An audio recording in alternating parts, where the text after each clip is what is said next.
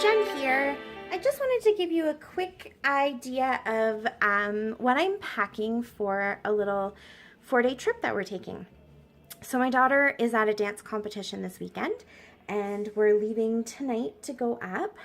Today is Thursday, and of course I always take some scrapbooking, crafty stuff with me, especially to dance competitions, because you never know what kind of downtime you might have if things are running late or whatever.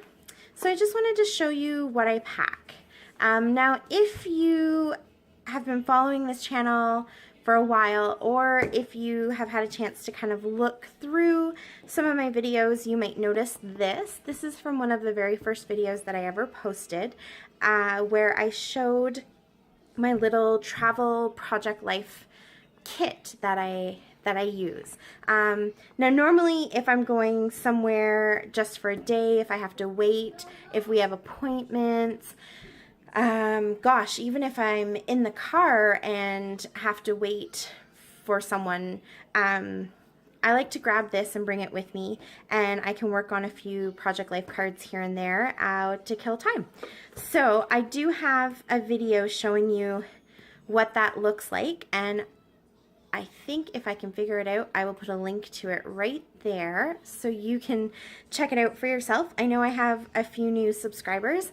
Hi guys, thanks for being here. So go ahead and check that out if you're curious. I won't go through this in too much detail other than to kind of explain just a little bit about what some of the stuff is, but you can see that video for more information on what I do. So this is a Project Life monthly kit box that you used to get from Studio Calico, and I kept the box because I just liked the size. And here you can see all the stuff that I fill it up with. So I left that stuff out because I knew I was going to be taking it all apart, so I figured I might as well put it all back in as I'm talking. So in here is all the little bits and pieces that I would use in my normal project life crafting. I've chalked it a little bit fuller this time because our trip is 4 days, and so I'm going to bring a few extra cards than what I would normally put in here. Usually I would probably put maybe 4 4x6s and 4 3x4s, just like one page of cards, but I think I might put probably 2 or 3 pages worth in here. So there's a few extra things. So let's get started. I always put die cuts in there, and this is just a general selection of die cuts from the My Mind's Eye die cuts I bought. I think there was like 500 in the packages. I know I've told you this before, but I'm still working through them. I have a boys set, I have a girls set, and I think I bought the gold set. But the reason I like these is because they're white on the back, and they're nice and thin. So if I don't want to use this, if I want this general shape but I don't want this particular color or style, I can always flip it over and use the white side, color on it, do something with it to make it work for the layout that I have. So I just go through and I pick out a few general things in different colors and different shapes that I think that I'm going to use. So that's what I have in here. And I've put them all in this bag just so I can keep them together and take the whole thing out if I need it. So I'll put that there. I have some sequins. I like this plastic container. It's from Stampin' Up! And just another little baggie of random sequins. I don't mind going through sequins to try and pick out the ones I like. I find it kind of fun to go through them. Whoops, let's try to keep this in focus. I have a bag of wood veneer. I'm just gonna open to get some of the air out. And again, just random shapes, labels, a lady. This one says today. Just general things that I might use. There's also die cuts in here. They were die cut for me and sent to me in a pocket letter, and they're all white. So again, white kind of goes with everything, and I can color them if I want. And I just put them in this little close to my heart Ziploc baggie because that works great to keep them together. I have 2 punches. Heart and stars, can't get more versatile than that. Some alphabets, some teeny tiny little word stickers, and these ones as well. Also came in a pocket letter and just happened to be the perfect size for this. I have washi tape. Some of them are from pocket letters and some I put onto cards myself, and I just use playing cards. So where's one that I did? This one and this one. I just use playing cards. I bought a deck at the dollar store, super cheap, and I wrap my washi tape around it. And this is a great way to bring washi tape when you want to have lots of different colors but you don't want to take up a ton of space. So I have those, my little tiny rhinestones. I have a whole bunch of enamel dots, and again I keep them in these little bags, so I put them on both sides so I can see quickly which colors I need and want. So I have some pinks and some blues and greens, purples, blues. This one is again the Stampin' Up! Ones, and there are different shapes in here, hearts and stars and dots in different colors. And then this is just a random assortment of other ones, mostly from the dollar store. So I'll put those in here down at the bottom. I have these other little puffy sticker shapes, mostly just dollar store stuff and some stuff I got in pocket letters that they might work, they might not, who knows. So I like to throw them in there and then see where I can use them. So those can go in the bottom as well. I have these really cute two little acrylic shapes, hearts. I can't remember where I got these, possibly a pocket letter, but I'll throw them in there because why not? Some cork confetti from Spiegel Mom Scraps, so I'd like to use up some more of those. Just some foam dimensionals, just a tiny pack that has small dots, bigger dots, and then of course you can use the excess on the outside too, so I'll pop that in there. These are some watercolor tags that have resist on them that says for you. Can you see that? Yes. I don't know how many of these I would actually use, but I can use the back if I want. So I've put those in there. And some of these little tags that I got, I think from Walmart, just in their stationery section. So those can go in there. And these tags are from Dollarama, and they can go in there. And you can see I'm leaning towards things that are white because it's versatile, and then that kind of gives me some freedom to play around with them and do what I want to them. So I'm going to put my punches in there, and I'm going to put my sequins back in there and kind of squish things down nicely. I have a frame.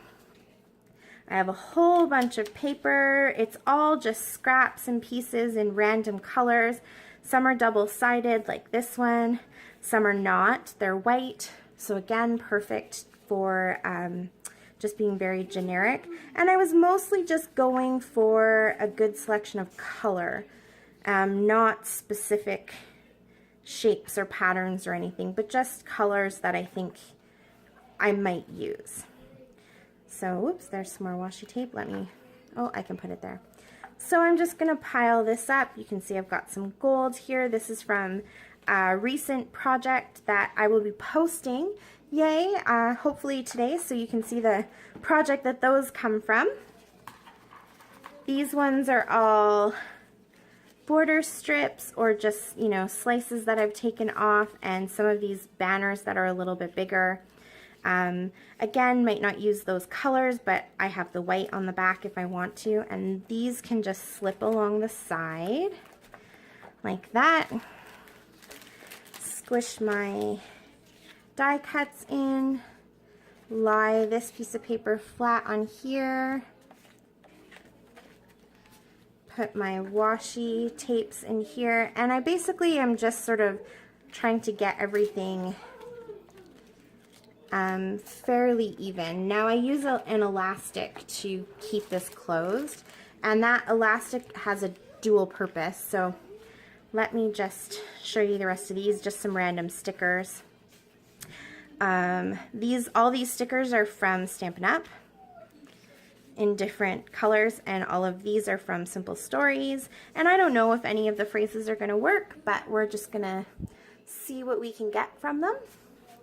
So those are going to go on top, and I can put that on top, and I can probably slide these right here like that. And then I will have an elastic that I can use to hold this down. And the elastic also works once you have your card out and you're working on it. I'll just use this as an example. I use the elastic to go around here, and it just holds my card in place for me so I can work on it and use this as my work surface. So I broke the elastic, so I have to get a new one, but there will be elastics on here. So then, because again, this is a 4-day adventure, I'm packing a few more things. So you might recognize this bag if you watch Mercy Tiara, Tracy Banks on YouTube. She has one, and I've seen her pack it a few times for crops and things like that. And then I was at the dollar store the other day and I saw them and I thought, ooh, that's perfect. I'm gonna pick one up to try. So it's not the brand name one, obviously, and we'll see how the quality goes and if I like it. And I can always pick up the brand name version if I really like these bags and want to keep using them. So it's nice they have lots of pockets. So I have some tape runner, I have some scissors, I have Martha Stewart glue pen. I like that better than bringing a bottle of glue or my fine line. It just travels better. A bunch of different markers that I'm going to use, and a water brush that I'm going to use. And then I have nothing in this pocket yet. In this pocket I have my Jane Davenport, I think she calls this a butterfly, her butterfly book, but it's just her traveler's notebook cover. So I have a couple of inserts in here. I probably won't use both of them. I actually probably won't even use a whole one, but I thought it might be fun to play around a little bit and document some of our trip, our little vacation, I guess. I have some pockets here so that if I just want to bring this with me and not this whole thing one day, I can fill these pockets with the pens and stuff and just have a little more portable carrying case. My charm fell off. It's in there, but I'll have to fix it. So I put that in here with some stencils. So I just have a few of them that I thought might be fun to play with. Actually, I'm going to put those in here, and then that way they won't bend or rip. There we go. And that just fits nicely into this long pocket here. On the other side, I have some gelatos, which I love to bring because they travel really well. I'm not worried about like if they fall and get broken or anything like that. I could put them all in one pocket, but I spread them out. I have some hand cream. I have plastic baggies. I never leave home without these when I'm crafting because I'm bringing some mixed media stuff that it's nice to have a plastic bag if I need to throw anything in. They also work good if I'm doing the smooshing technique, or you just never know what you might need it for. So that is in that pocket. I have this little thing for my phone that I thought might be fun to try with some of the scenery because we're going to Lake Louise, so it might be fun to get some weird mountainy views. I have my zip pocket printer and all of its stuff, so the extra cord and some extra printer pages, and these print out as stickers, so they're perfect for bringing your traveler's notebook and just sticking them right in. So that fits nicely there. Yeah, and I think that should be safe enough. I mean, I don't plan on throwing this around, but it's kind of stuck in the middle, so hopefully it'll be safe. And then in this larger pocket, you can actually make this pocket big or small. because it has these snaps. So you could snap it closed and just have it like that and use the outside pockets, or push it open. So in there, I'm going to have my Project Life box all sealed with its elastic. I have this microfiber cloth, and I just cut it in half because I like to use the smaller chunks of it. So I just have that down in there. I have my Jane Davenport watercolors. These are the tropical, does she call them tropical or brights, I think. So I haven't actually used these yet, so I thought it might be fun to play around with them. So I have the little package. I can do some swatches and just play around, and it makes a great palette for, you know, your gelatos and stuff like that too. And that's why I have the water brush. So that stands up really nicely right there. I have some gesso because you just never know. I think gesso is one of those things that it's like, don't leave home without it. I don't know, maybe. I might not use it. Then I have a water bottle, and that just goes in there. And these cloths can just squish somewhere. You know what? They can actually go in the spot that isn't full. There. There we go. And of course, once these get wet, you use the baggies.